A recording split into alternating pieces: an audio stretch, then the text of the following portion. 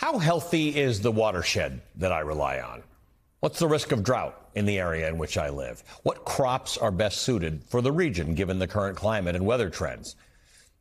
These are questions that might not keep you up at night, but they are central to the decisions that American farmers make every year.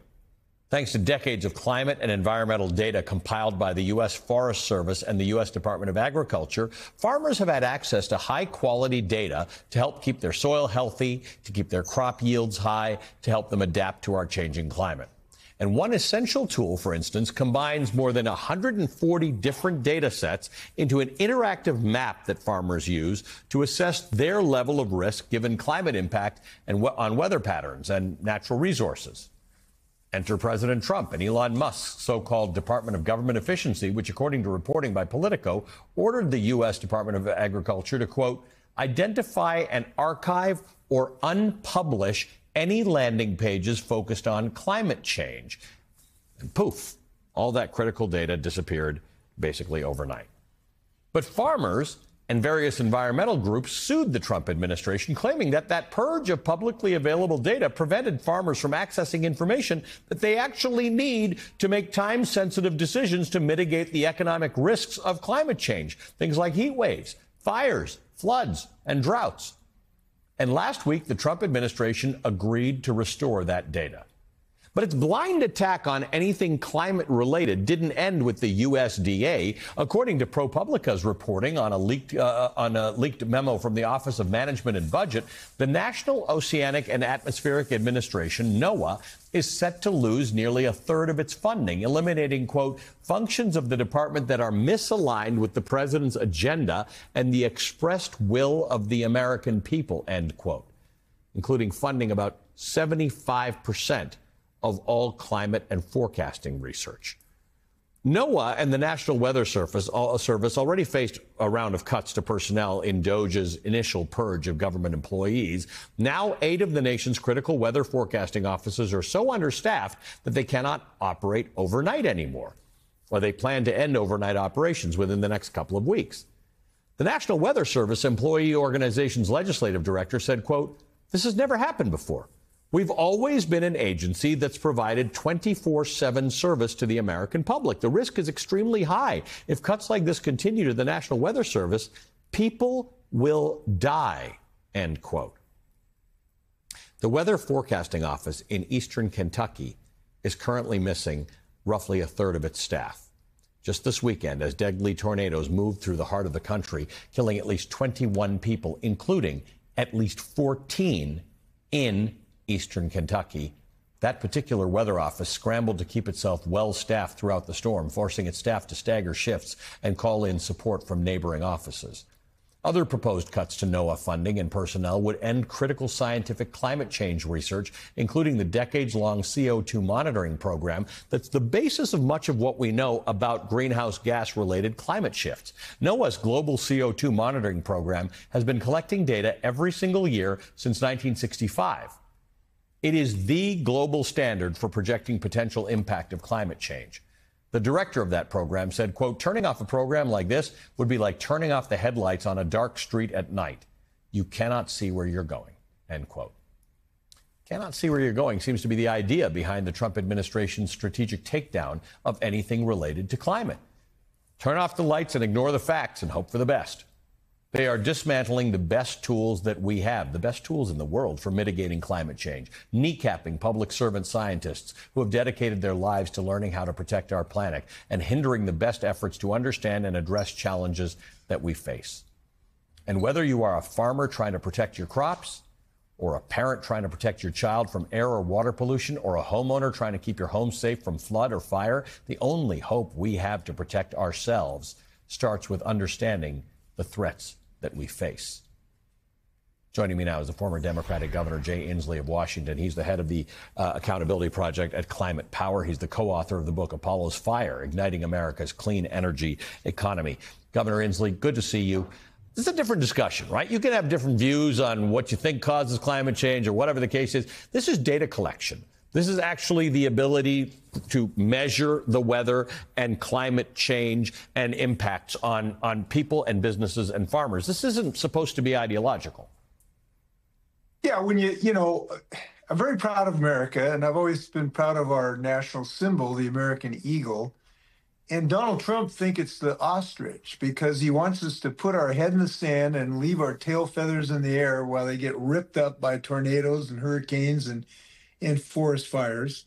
And it's very much contrary to the spirit in basic ways of America. When you think of America's genius, it's based on two things. One, respect to law and the Constitution. And second, our scientific genius and our commitment to constant innovation. And there never in American history has been such a retrograde, antediluvian effort to try to rip up our scientific supremacy and dominance of the world because we've made investments, public investments in these research dollars. And I can tell you this is, it sounds esoteric to talk about this to some degree, but it's real.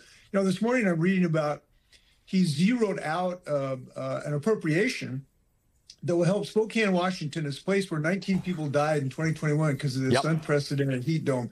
And he zeroed out a little appropriation so we could have some cooling centers and some air conditioning for low-income people.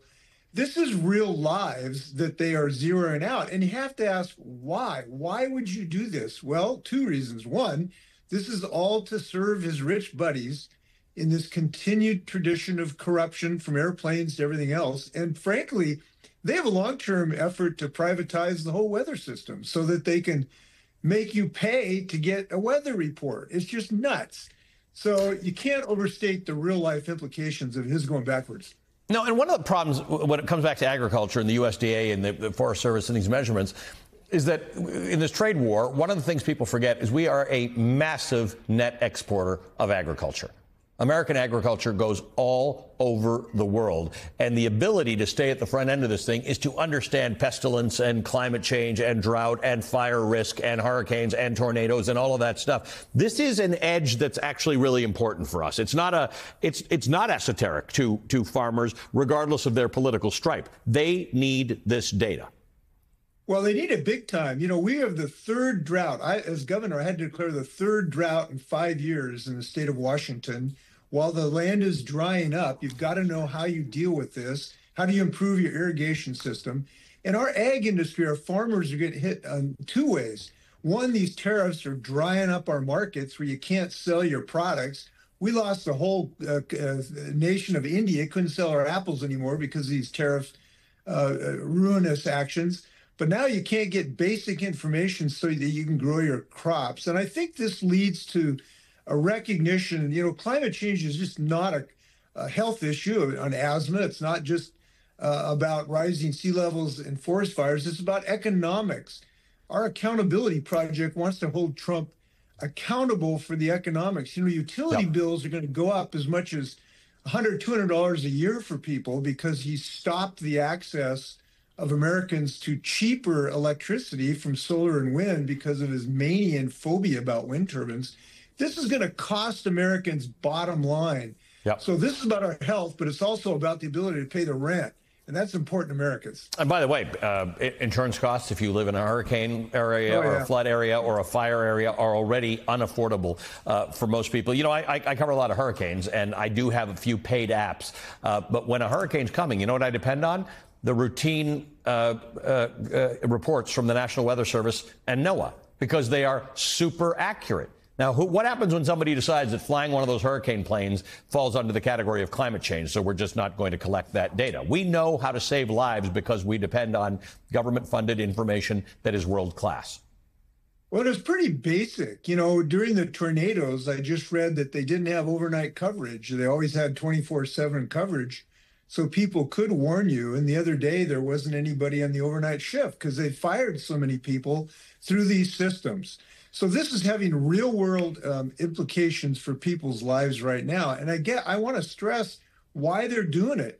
It's so they can do these tax cuts where the rich, the top 1%, get 120 times more than the people in the 60% the 60% lower income Americans. Wildly disproportionate. So he's getting you both ways. He's giving you a tax break to just the rich people, and he's denying you a warning about tornadoes. and he's telling farmers that you're on your own to figure out how to deal with the climate crisis and global warming. So he's getting you coming and going. Yeah.